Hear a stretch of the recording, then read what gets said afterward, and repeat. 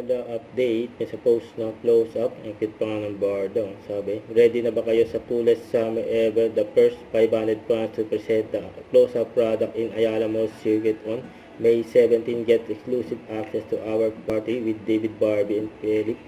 Ayan ang cute pa ng Bardo. Grabe kilig ni Barbie sa pagpapakute ni David. Yun, no?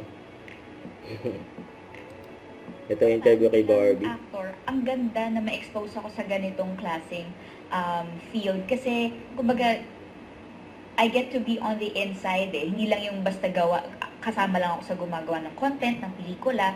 Nakikita ko rin yung technicalities and yung logistics ba. Kung tutulong-tulong din talaga para may angat natin ng industriya ng pelikula dito sa Pilipinas. Darating na Sunday, Sunday? aalis din si Barbie para sa taping ng upcoming series na Beauty Empire sa Korea. I'm just really proud of him. Ako, to be honest, parang wala akong ganung level ng lakas ng loob para pumasok sa loob ng bahay ni Kuya. Ginusto niyang pumasok. And ginusto niyang makilala yung mga housemates. And si David kasi yung tipo ng tao na marami ka rin talagang makukuha sa kanya in terms of outlook sa buhay.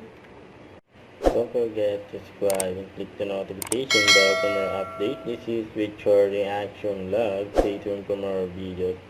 See ya.